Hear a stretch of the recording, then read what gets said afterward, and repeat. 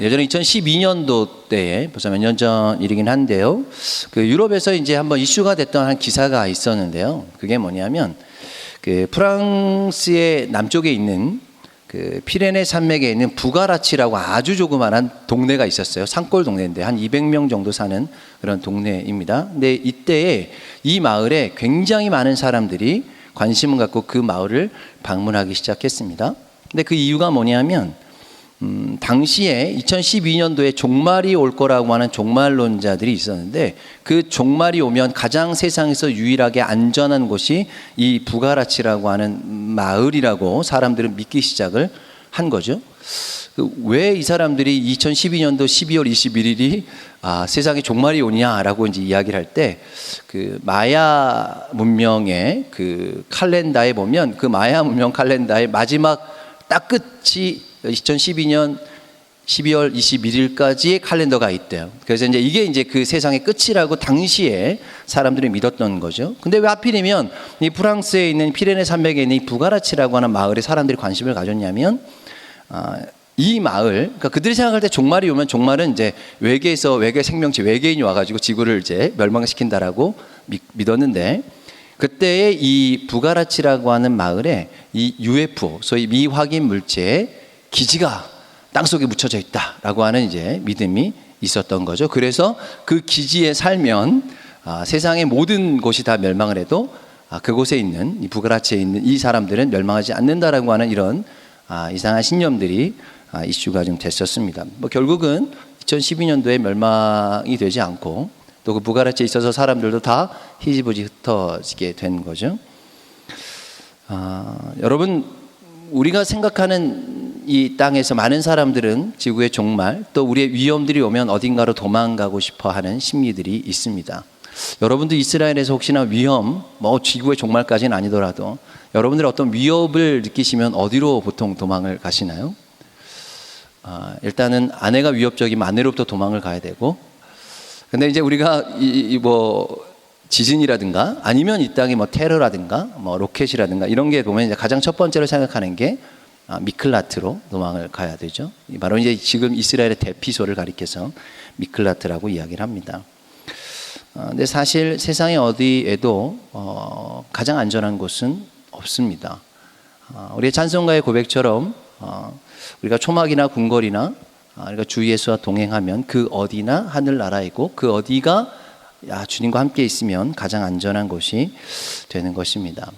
그래서 우리가 항상 그 생각하는 그 미클라트, 그것이 이제 성경에서는 오늘 이야기하려고 하는 도피성이라고 하는 이 의미가 되는데요. 이 말씀을 함께 오늘 나눠보려고 합니다. 여러분, 우리가 아는 대로 이제 도피성에 대해서 이야기할 때 오늘 3절 말씀에 보면 도피성을 이렇게 정의를 합니다. 부지 중에 실수로 사람을 죽인 자를 그리로 도망가게 하라. 이는 너희를 위해 피의 보복자를 피할 곳이니라. 그러니까 쉽게 얘기하면 아무나 다 이 도피성에 갈 수 있는 것이 아니고 부지 중에 실수로 의도치 않은 살인을 했을 때에 그 사람들이 재판을 받기 전까지 도망갈 수 있는 곳이 어디냐면 바로 이 도피성이다라고 이야기를 합니다. 사실 이것은 굉장히 우리한테는 익숙한 이 표현이긴 하지만 고대의 뭐 함무라비 법이라든가 아니면 바벨론이나 아수르에 있었던 법들에 보면 이런 생명의 존중함에 대한 이 배려법은 사실 찾아보기가 굉장히 힘듭니다. 그러니까 이 성경에서만 나오는 굉장히 독특한 사람의 생명을 존중하고 배려하는 이 법이 성경에만 기록되어 있다는 것이죠. 물론 우리가 알고 있는 것처럼 구약 성경은 살인에 대해서 굉장히 엄격하게 또 철저하게 그렇게 규정을 하고 있습니다. 우리가 당시에 이제 피해 보수법이라고 하는 것은 피로 살인을 한 사람은 반드시 살해를 당할 것이다. 생명을 취한 사람들은 분명히 죽임을 당할 것이다라고 하는 게 성경에 나오는 법입니다. 그래서 우리가 출애굽기 21장 23절에서 25절까지 말씀해 보면 그러나 다른 해가 있으면 갑되 생명은 생명으로 눈은 눈으로 이는 이로 손은 손으로 발은 발로 된 것은 된 것으로 상해한 것은 상함으로 때린 것은 때린 것으로 갚을지니라.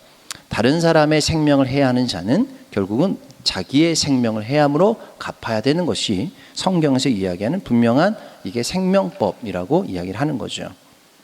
그런데 이제 비록 살인을 했긴 했지만 그것이 죽일 의도가 없었던 사고를 당했을 때 피해 보수법을 적용하지 않고 바로 오늘 성경에 나오는 도피법을 적용한다라고 지금 그렇게 기록을 합니다. 그래서 신명기 19장에 보면요, 이런 어떤 예들을 성경에서 구체적으로 드러났습니다. 그 예가 뭐냐면 두 사람이 함께 도끼를 들고 산에 올라가서 나무를 베러 갔습니다. 근데 한 사람이 너무 열심히 나무를 이렇게 베다가 도끼에서, 이 자루에서 도끼가 빠져서 상대방을 친 거죠. 그래서 이 사람이 바로 그 자리에서 죽게 되었습니다. 그때에 이 사람은 실제적으로 살인은 하긴 했지만 이 사람을 보호하기 위해서 너는 당장 도피성의 하나로 도망가서 너의 생명을 보존할 것이다 라고 지금 신명기 19장 말씀에 그렇게 기록하고 있는 거죠. 그런데 이제 이 사람이 도피성을 들어간다고 해서 다 도피성에 들어갈 수 있는 건 아닙니다. 도피성에 들어가기 전에 한 번의 시험을 치러야 되는데 그게 뭐냐면 성문 어귀에 있는 장로들을 만나야 되는 거죠. 그래서 그 장로들에게 귀에 대고 나의 이 사실을, 내가 있었던 일을 정직하게 이야기를 했을 때 이 장로들이 판단을 해서 이 사람이 정말 실수로 고의적이지 않게 그렇게 이 일들을 했다라고 할 때는 이제 도피성에서 받아주는 것이고, 그렇지 않은 경우는 다시금 내어져서 그것에서 심판을 받게 하는 그런 검증의 과정이 필요하게 됩니다.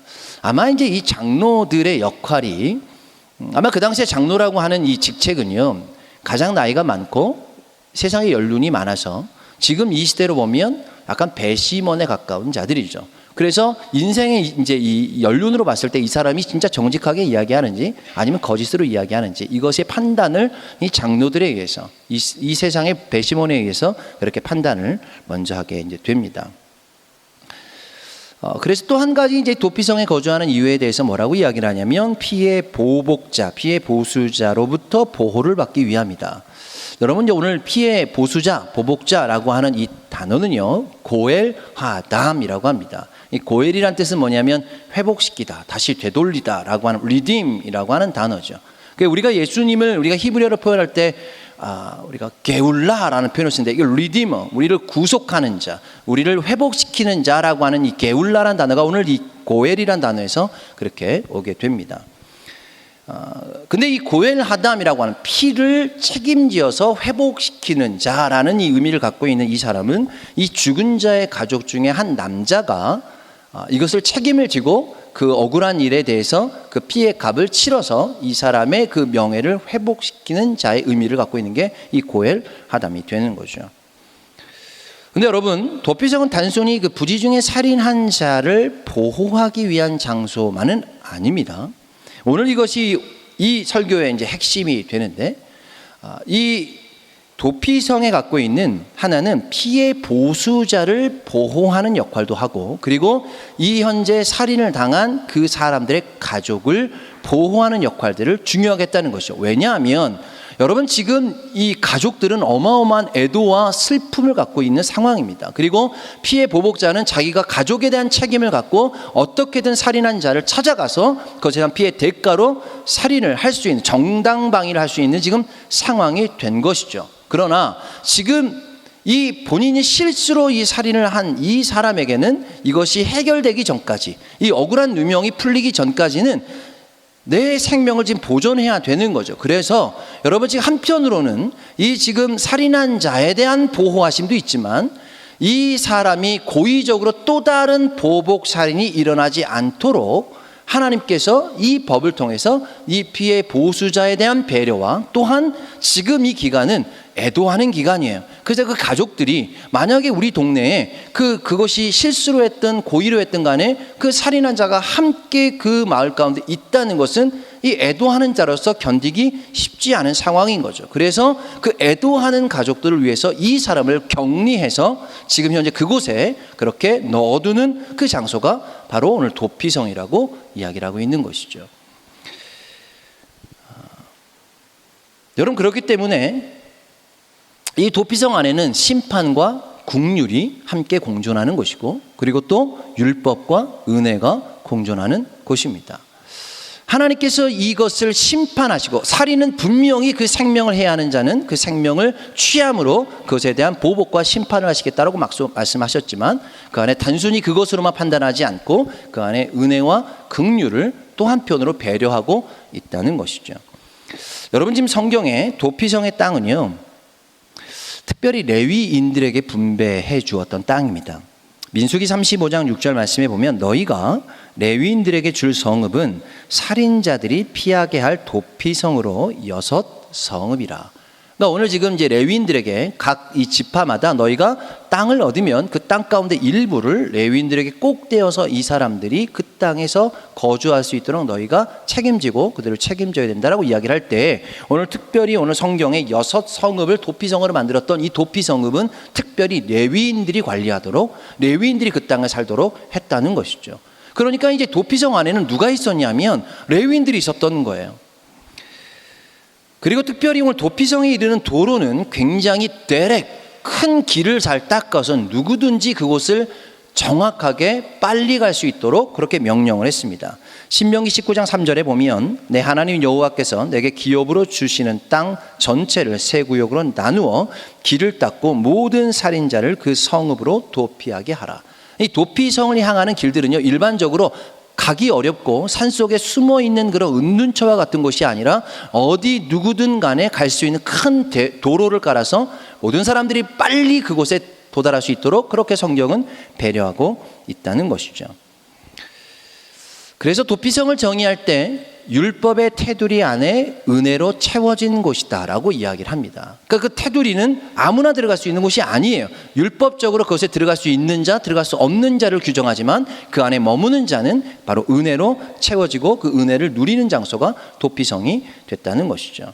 그러니까 다시 말해서 율법적으로는 생명은 생명으로 갚아야 하는 것이지만 당시 남은 자들은 은혜로 덮어주는 장소이기도 했습니다. 근데 여러분, 도피성에 들어갔다고 해서 모든 사람들이 다 죄가 사해지는 것은 아니었습니다. 성경에 보면 부지 중에 범죄한 자도 그것에 대한 대가를 치러야 된다라고 이야기를 합니다. 오늘 민수기 15장 27절 28절에 보면 부지 중에 범죄한 자에 대해서 이렇게 표현을 합니다. 만일 한 사람이 부지 중에 범죄하면 1년 된 암염소를 속죄죄로 드릴 것이요 제사장은 그 부지 중에 범죄한 사람이 부지 중에 여호와 앞에 범한 죄를 위하여 속죄하여 그 죄를 속할지니 그리하면 사함을 얻으리라. 오늘 성경에 보니까 부지 중에 이렇게 뭔가 범죄를 했다면 그 제물을 갖고 속죄제를 하나님께 드리면 그 제사장이 그것을 통해서 제사할 때 하나님께서 이것을 받으셨다라고 하는 것을 통해 바로 그 죄사함을 얻게 되는 것입니다. 그런데 문제는 이거는 살인이라는 경우는 좀 달랐다는 거죠. 왜냐하면 여러분, 죽임을 당한 사람의 가족들에게는 이렇게 그 사람이 속죄제를 지었다고 해서 이 사람들까지, 가족들까지 그것에 대한 해결을 받는 게 아니었기 때문에 그렇습니다. 그렇기 때문에 이 도피성을 왜 레위인들에게 줬을까요? 왜 일반 성읍 가운데 도피성을 만들지 않고 왜 도피성 안에 레위인들로 다 채워놨을까요? 여러분, 이 도피성에 들어간다고 이제 모든 것이 만사가 끝난 것일까요? 그러니까 들어갔으니까 나는 드디어 이제 평생 안전하게 살 수 있다라고 이 사람들은 생각했을까요? 여러분, 도피성에서 할 수 있는 일이 무엇일까요? 레위인들하고 할 수 있는 일이 무엇일까요? 평생 예배드려야 되는 거죠. 평생 그들의 삶을 통해서 속죄제를 드려야 되는 거죠. 생명과 관련 없는 범죄, 이 지금 부지중요한 범죄는 한 번의 제사를 통해서 하나님께 진심으로 드렸을 때 그것을 하나님 받으시면 죄가 없다라고 이야기를 하셨어요. 그런데 오늘 이 도피성 안에 있었던 레위인들의 역할은 그렇게 한 번의 제사로 속죄함을 받지 못하는 살인한 자들에게, 그것이 의도했든 의도하지 않았든 간에 살인한 자들에게 함께 평생 동안 이들은 너희의 삶 자체가 속죄제가 되어야 된다고 그렇게 함께 노동하고 함께 예배하고 함께 그렇게 회개하며 살아야 되는 공간이 도피성이었다라고 이야기하는 거죠. 그래서 여러분, 도피성은 뭔가 우리에게 생각할 때는 안전한 곳, 그리고 뭔가 우리한테는 안식의 처소인 것 같지만 또 한편에는 내 모든 기득권, 내 모든 일반적인 삶을 내려놓고 평생 하나님 앞에서 정결하게 살아가야 되는 그 장소가 도피성이 되었다는 것입니다.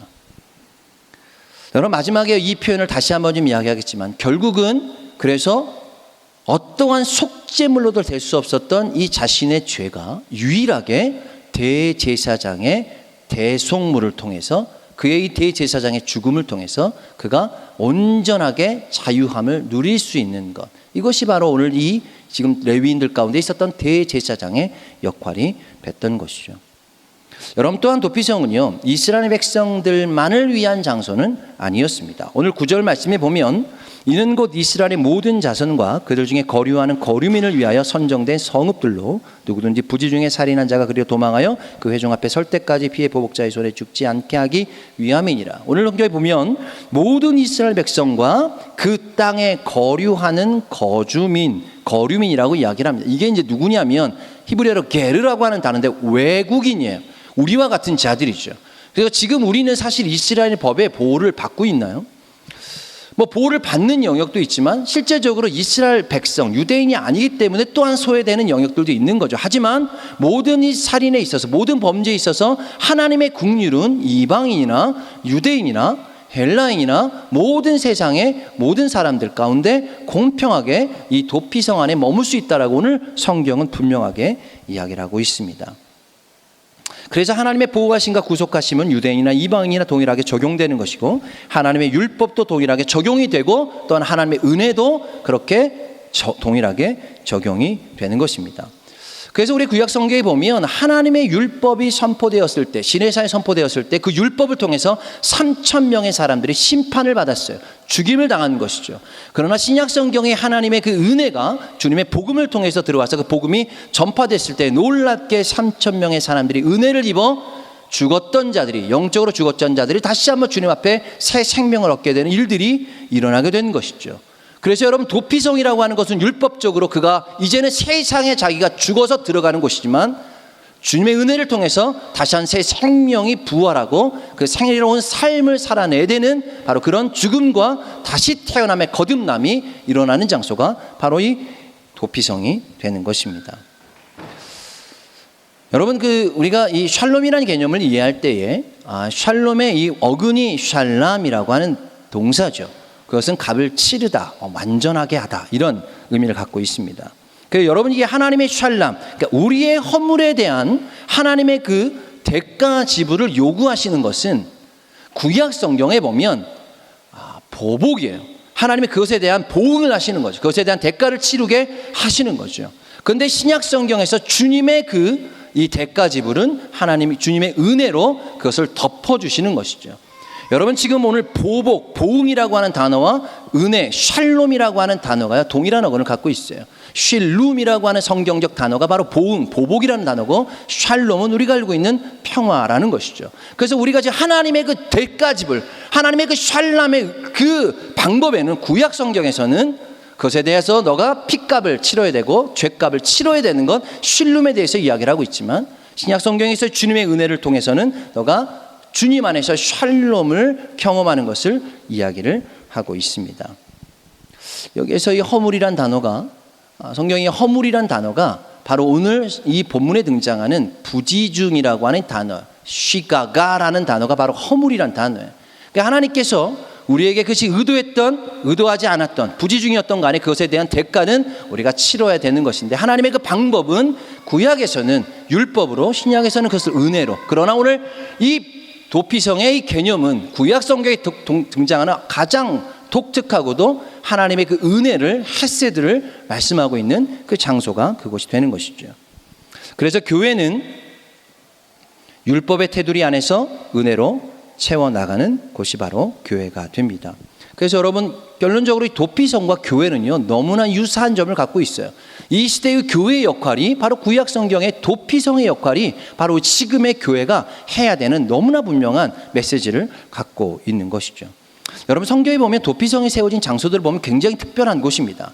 여러분 우리가 이제 이스라엘 땅에 살고 있기 때문에 이 도피성이 세워진 장소들을 보면 왜 하필이면 도피성을 이곳에 세웠는가를 우리가 좀 묵상할 수 있다는 것이죠. 오늘 7절 8절 말씀에 보면 이에 그들이 납달리의 산지 갈릴리 가데스와 에브라임 산지의 세겜과 유다 산지의 기럇 아르바 곧 헤브론과 여리고 동쪽 요단 저편 루벤 지파 중에서 평지 광야의 베셀과 갓 지파 중에 길르앗 라못과 므낫세 지파 중에서 바산 골란을 구별하였다.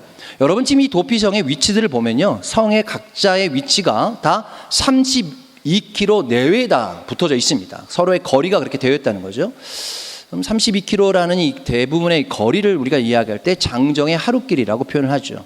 누구든 어떠한 일이 발생을 했을 때 하루 안에 가장 가까운 곳을 갈 수 있는 위치적인 그런 배려가 있었다는 것이죠. 여러분, 근데 이 도피성이 있었던 위치들을 또 좀 구체적으로 보면 이 도피성의 위치를 통해서 바로 교회의 역할, 교회가 어떤 바로 역할을 해야 되는가를 또 이야기를 하고 있습니다.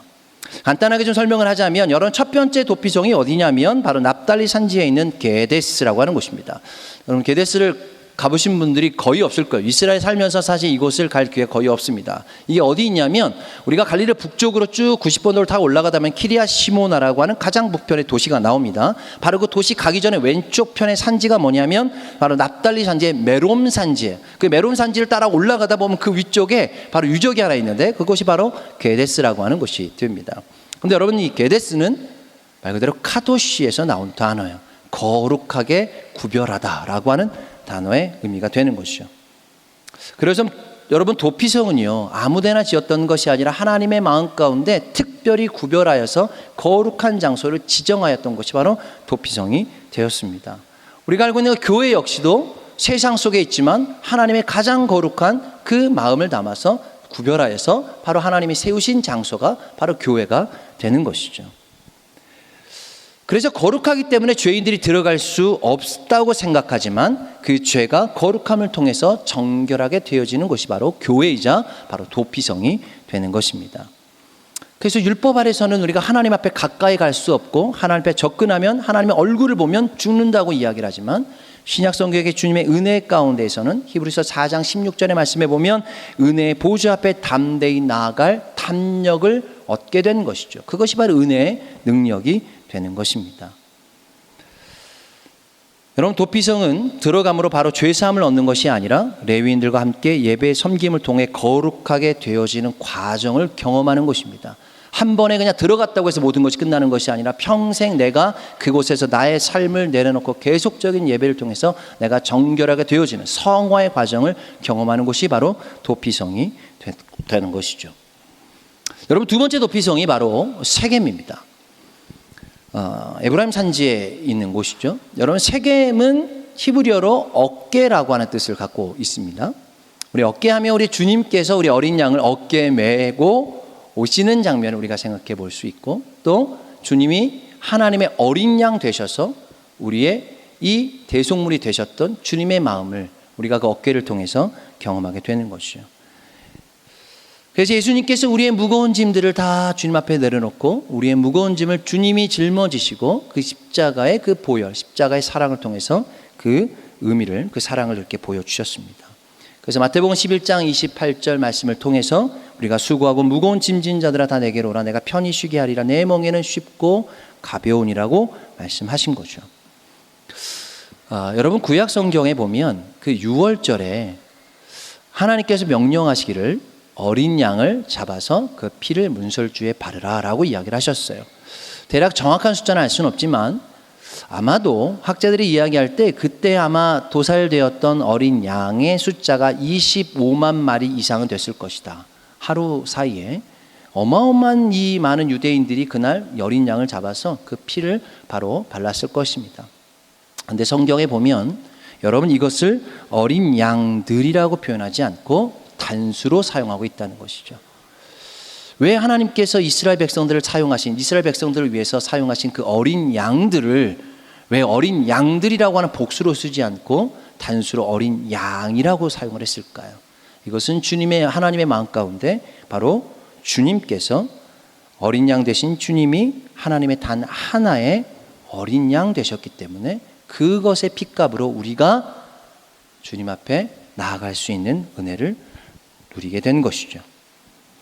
그래서 도피성은 철저하게 어깨의 짐을 같이 짊어지는 것이고 누구의 기득권도 갖지 못하고 모두 다 함께 공동의 생활을 해야 되는 것이 도피성이 됩니다. 교회 역시나 세상 속에서 어깨에 짊어지고 있는 우리의 짐들을 주님 앞에 가져와 내려놓고 주님 안에서 안식을 누리는 것이 바로 이 교회가 되는 것이죠. 여러분, 세 번째 도피성은 헤브론입니다. 여러분, 헤브론은 느낌이 오시는 것처럼 그 단어 안에 하베르라고 하는 단어가 들어가 있죠. 바로 친구, 연합이라고 하는 의미를 갖고 있습니다. 원래 성경에 오늘 기리앗 아르바라고 하는 이 장소가 헤브론이 되었다. 여러분 키리앗 아르바라는 뜻이 뭐냐면 키리앗은 도시란 뜻이고 아르바는 숫자로 아르바, 사란 뜻을 갖고 있는 거죠. 물론 이제 아낙의 아버지가 여기서 아르바라고 이야기를 하지만 그 의미 자체로는 사예요. 그러니까 4개의 도시가 연합되어서 한 장소를 만들었다라고 하는 것이 이제 헤브론이 되게 되는데, 여러분 이 성경적으로 이 연합이라고 하는 의미를 갖고 있는 것이 헤브론이에요. 왜냐하면 아브라함도 바로 헤브론에서 마지막 생을 마치고 죽게 된 거죠. 이것을 통해서 어떤 연합이 일어났을까요? 이삭과 이스마엘의 잠시적 연합이 일어났어요. 함께 마주하게 된 거죠. 아버지의 장례식 안에서. 여호수아가 바로 갈렙에게 주었던 땅이 헤브론 땅입니다. 그런데 여러분 여호수아 갈렙은 바로 정탐꾼의 마음으로 와서 바로 믿음의 연합을 이루었던 곳이 바로 그 정탐했던 곳이 헤브론 땅이잖아요. 그래서 이 갈렙과 여호수아가 이 믿음의 연합을 이루었던 것이 바로 헤브론 땅이 되어진 곳입니다. 그 땅에 살았던 민족이 성경에 보면 아낙 자손이라고 이야기를 하죠. 여러분 믿음의 연합, 성경적 연합은 세상의 아낙, 그 자이언트, 거인들을 이겨낼 수 있는 능력이 있는 것입니다.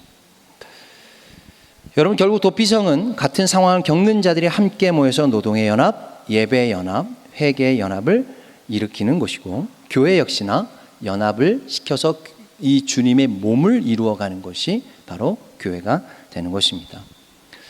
네 번째 도피성은 베셀입니다.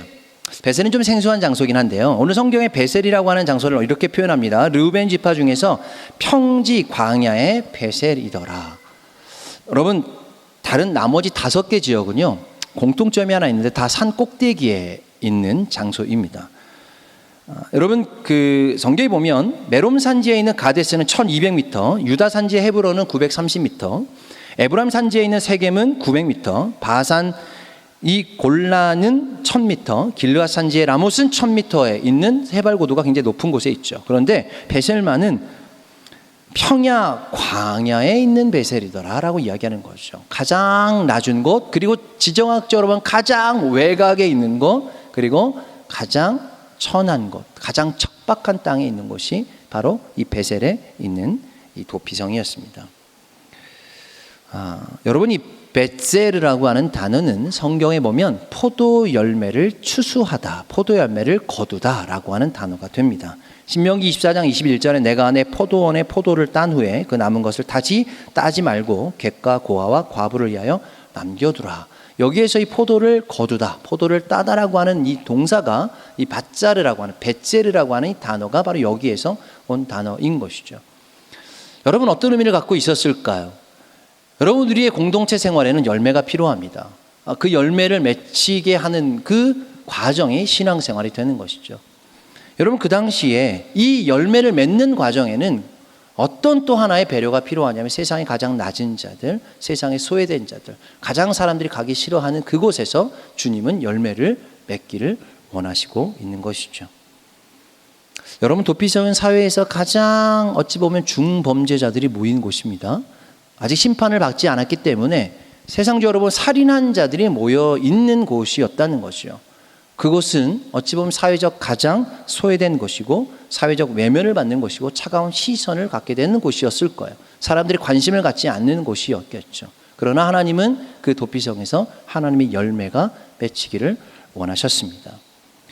교회 역시나 가장 소외된 자들이 모여서 하나님의 열매를 맺는 것. 그래서 우리가 교회 건물이 중요한 것이 아니라 세상에 가장 교회가 필요한 장소에 주님의 교회가 세워져서 우리의 낮아짐으로, 우리의 그 섬김으로 그 주님의 열매가 그렇게 맺히기를 원하게 되는 것이죠. 더불어서 5번째 도피성은 길르앗 라못입니다. 여러분 라못은 높다라고 하는 뜻이에요. 높이다라고 하는 이 라마라고 하는 단어에서 온 것이죠. 그렇게 볼 때는 도피성에서 누구도 높아질 수 없는, 다 동일합니다. 누가 더 중범죄를 졌고 조금 범죄를 졌다는 중요한 게 아니라 모두 다 살인자인 거예요. 다 똑같은 자들이에요. 누구만 높임을 받아야 됩니까? 하나님만 높임을 받아야 되는 것이죠. 주님 역시나 내가 높아지는 것이 아니라 주님이 나의 주인 되어주셔서, 그리고 그렇게 주님이 나의 주인됨을 인정할 때 모든 자들이 그 아래에서 공평하게 은혜를 누리는 장소가 됩니다. 마지막 6번째 도피성이 바로 바산의 골란입니다. 여러분, 곤란이라고 하는 뜻은요, 가리라고 하는 단어에서 왔어요. 가리 뭐냐면 이렇게 회전시키다, 뺑뺑 돌다, 뭐 이런 의미를 갖고 있는 거죠. 여기에서 나온 단어가 우리가 너무나 잘 아는 갈릴리도 여기서 나왔고, 또 곤란도 여기서 나왔고, 길갈이란 단어도 여기서 나왔죠. 하나님의 파도, 하나님의 그 회전을 통해서 이 여리고를 무너뜨렸을 때 어디서부터 시작을 했습니까? 길갈에서부터 시작을 하게 하신 거죠. 이것이 바로 이 도피성의 의미가 있다면, 도피성에서 만약에 나오게 된 자들은 이제 그 은혜를 자기만의 은혜로 갖지 않고 그것을 하나님의 파도의 영역을 통해 흘려보내라고 하는 의미를 갖고 있는 것이죠. 여러분, 율법은요, 우리의 죄를 쳐내고 절제하는 것이라면 은혜는 흘려보내고 확장시키는 것입니다. 여러분, 율법으로는 하나님께서 죄인을 죽이셨지만 은혜로는 그의 죄를 죽이는 장소가 바로 은혜가 됩니다. 구약 성경에서는 율법으로는 인간의 죄인들을 죽여야 된다라고 이야기를 하지만 주님의 은혜로는 그 죄인을 죽이는 것이 아니라 그 죄를 말소시키시고 그 죄를 사라지게 하셔서 그 죄인이 다시 한번 새 생명을 얻게 하는 그 은혜를 이야기를 하고 있다는 것이죠.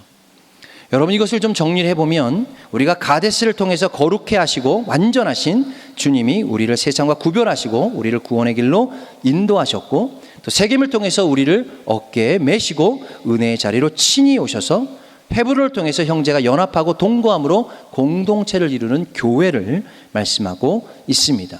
그리고 베셀을 통해서 믿음의 열매를 맺게 하시고 라못을 통해서 주님만 높여드리는 삶을 배우게 하셨습니다. 그리고 곤란을 통해서 이제 하나님의 그 은혜와 하나님의 파도가 이 도피성 안에서만 머무르는 것이 아니라 그 은혜를 입은 자가 세상에 나가서 그것을 나누고 누리고 그것을 흘려보내는 사명을 감당하는 것인 것이죠.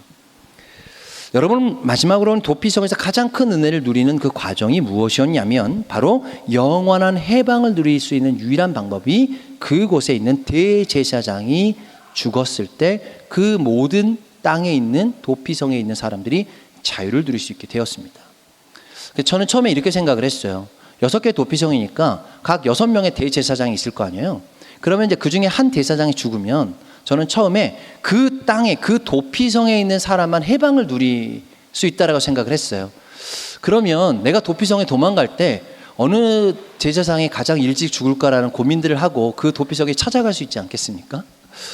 그런데 성경은 이야기를 할 때 그 한 도피성의 제사장이 죽으면 나머지 6개에 있는 도피성에 있는 이 모든 죄인들이 다 동일하게 자유함을 얻게 되었다라고 이야기를 합니다. 여러분, 이 대제사장은 바로 우리 주님을 상징하고 있습니다. 오늘 6절 말씀에 살인자는 회중 앞에 서서 재판을 받기까지 또는 그 당시에 대제사장이 죽기까지 그 성읍에 거주해야 된다라고 이야기를 합니다. 여러분, 재판을 받는 일은 합당한 일이죠. 언젠가 내 억울한 누명이 풀려서 그것이 해결이 돼서 회중들 가운데 오케이, 너는 부지 중에 살인한 거야. 그러면 나와서 바로 속죄 제물을 드리고 그것에 대한 대가를 치르면 됩니다. 그러나 또 한 가지 이야기하는 대제사장이 죽는 그날 모든 이 도피성에 있는 자들이 자유함을, 은혜를 누리게 된다는 것이죠.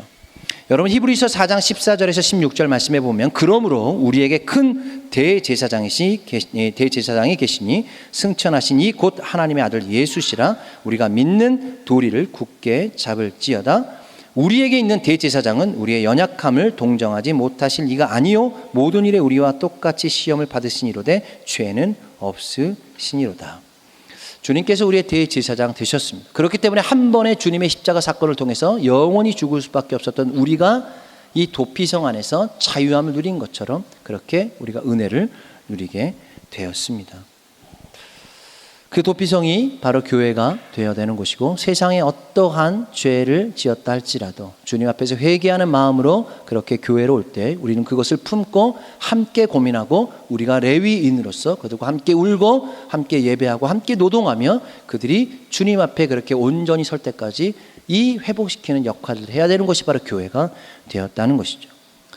가끔 아이들을 보면요, 아이들끼리 막 서로 싸우다가 서로 불리해지면 무조건 아빠, 엄마에게 막 달려와요. 아빠 하면서 이제 아빠에게 보호해달라고 이제 피해 오는 거죠.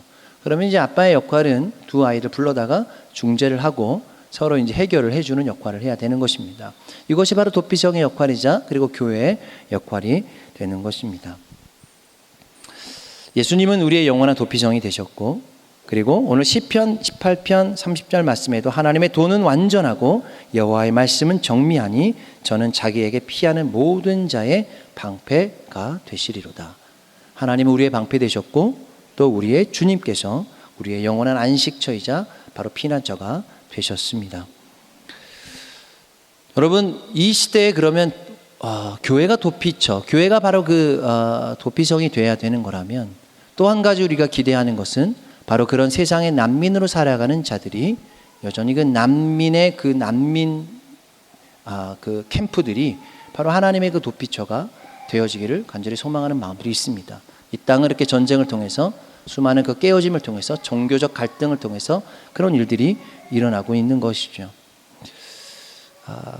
뭐 중요한 얘기는 아니지만 지난주에 선거가 있었습니다. 뭐 우리는 선거권이 없으니까 그냥 그걸 지켜봤는데 이제 최근에 이제 복잡한 이제 상황들이 되어졌죠. 어쨌든 그들이 얘기하는 이제 우위와 좌의 그 딱 중앙에 지금 반반이 되어졌죠. 근데 그 가운데 있는 한 정당에 이제 어느 쪽으로 가느냐에 따라 이 정치의 판도가 바뀌는 이제 상황이 된 거죠. 근데 그 정당의 이름이 이스라엘 베이테누입니다. 이름이요, 이스라엘 우리 집 당이에요. 이름이 굉장히 좋죠.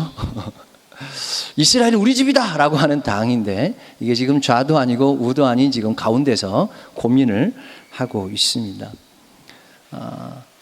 저는 이제 이 정치를 떠나서 모든 세상에 일어나는 일들이요, 정말 우리의 집과 같은 장소, 이스라엘 땅이 정말 우리의 도피처가 되어져서 누군가 모든 사람들이 와서 이 땅에 거하면 주님의 은혜를 누리고 또 율법 안에서 우리가 제어해야 될 것들을 제어하고 살아갈 때 정치적으로 할 수 없는 그 일들을 주님의 그 은혜로 또 주님의 그 말씀으로 주님의 그 율법으로 이 땅에 정말로 이것이 나의 집과 같은 안식처가 되어졌으면 좋겠습니다. 율법으로는요, 우리가 그 거룩한 땅에 서기 위해서 신을 벗으라라고 이야기를 합니다. 그런데 신약 성경에서 그 은혜를 통해서 이야기하는 것은 바로 그 탕자의 비유 가운데 아버지가 그 신을 벗은 채로 오는 아들에게 뛰어나가서 그에게 신을 신겨주는 그 은혜를 이야기를 하고 있습니다. 이 시대에 우리가 주님 앞에 설 때 거룩한 자로서 신발을 벗어야 되지만 또 우리가 주님의 집에 들어갈 때 우리가 단장을 하고 또 주님이 그 우리에게 허락하시는 그 은혜들로 우리가 그 신을 신고 담대함으로 바로 그곳을 들어가야 될 것입니다. 그 모든 것은 은혜가 아니면 가능하지 않습니다. 오늘도 하루를 살아가면서 또 한 주를 살아가면서 그 은혜를 구하시고 그리고 우리가 나눌 수 있는 그 은혜가 있다면 우리가 만나는 모든 자들에게 우리가 그 사람의 영혼의 안식처가 또 영혼의 도피성이 되어져서 언제든지 그들이 우리에게 와서 또 이 예루살렘 교회가 그런 도피성이 되어서 그런 자들이 누리고 함께 우리가 그들과 먹고 나누고 레위인의 삶을 살아갈 때 주님의 놀라운 회복들이 일어나리라 믿습니다.